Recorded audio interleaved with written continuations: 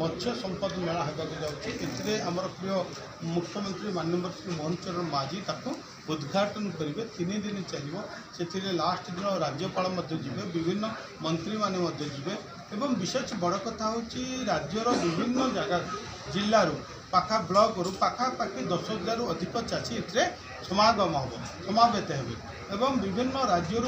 जो वैज्ञानिक माने विशेषज्ञ माने जो माने माछ चाष एवं प्राणीपालन क्षेत्र में विशेषज्ञ रही से आसवे सीधा चाषी सहित कथोपकथन हम आलोचना हम जहाँफल कि नूतन ज्ञान कौशल आम आहरण चाषी कर प्रयोग केमती आम आमर उत्पादन को वृद्धि करवा यही दिगरे आलोचना हम जो मैंने सफल चाषी अच्छा से पुरस्कृत कर व्यवस्था कराई आउ गोटे रही जोटा मुझे कही आज टू मिनिट सीधा सड़क चाषी मैंने मो सहित कथबार्ता हो पारे समस्या कहींपर और ऑन द स्पॉट समस्या समाधान करने दिगरे आज आम चेष्टा करवा आहरी बड़ कथा हूँ किचेन सी फूड आपण को सीधा से गरम गरम सी फूड्र व्यवस्था रही जो मैंने चाहे जो कौन सी फूड को से खाईपारे आ विभिन्न स्टल रही आपंकर जीवंत प्राणी जोटा कि षंड हरियाणा आसी कुमनूर गाई आसी फिश एक्वेरियम अच्छी तेणु अनेक कथा ये प्रदर्शन कृषि कृषक समागम हम वैज्ञानिक कृषक एवं कृषक मान सफल कहानी कहे निश्चित भाव में 3 दिन गोटे चाषी गोटे सुजोग रही तेणु मुझे नवेदन करी आपण मान जरिए ओडिशार समस्त चाषी भाई भौणी को आसतु देखु एवं ज्ञान आहरण करंतु एवं उत्पादन क्षेत्र में अर्थनैतिक अभिवृद्धि क्षेत्र में निज लगाना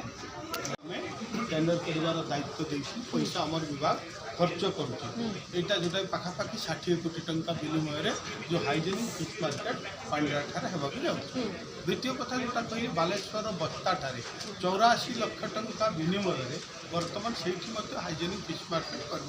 जोटी आपंकर विभिन्न सुविधा माछ धरा हम ताकू रखा प्रोसेसिंग करा बाहर को एक्सपोर्ट करा जोटा कि आगुरी आम बाहर राज्य दीघा उपर आम निर्भर करुले पाखापाखि से डायरेक्ट इनडायरेक्ट लक्ष ऊर्ध्व लोक से जीवन जीविका से निर्वाह करें रोजगार पाइपर तेणु यही अनेक कथा जेटी हार्बर आम बर्तमान सुखाखल प्रपोजाल नहीं अलरेडी कंस्ट्रक्शन फाइनाल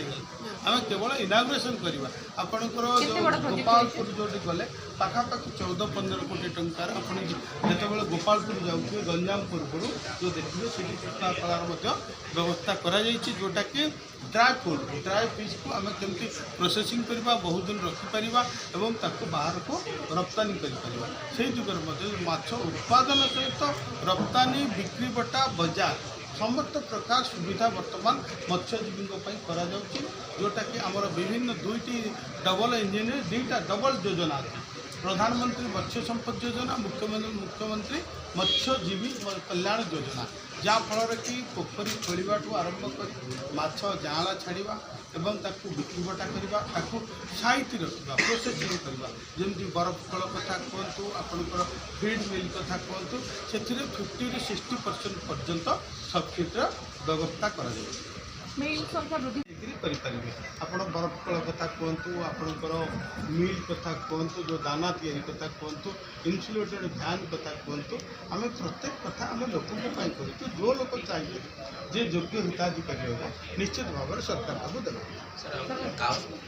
पर्यंत बर्तमान सीज करागला 10 जन रु अधिक लोक को बर्तमान जेल पठागला जो मैंने काओ तस्करी कर बैग सीज करा तेणु आम सरकार जो मैंने काओ तस्करी बा गोचालन कर स्थान ना आम प्रिय मुख्यमंत्री निर्देश में दृढ़ कार्यानुष्ठान नापी आज पुलिस विभाग तत्पर हो उठी राज्यर विभिन्न स्थान में चढ़ौर व्यवस्था तेणु जो मैंने संश्लिष्ट अच्छा मुझे जरिए से कहना चाहे तुरंत निवृत्त हूँ गोमातार सुरक्षा दिगरे काम करूँ ना आपको जेल 4 कांठ भितर रही प्रस्तुत।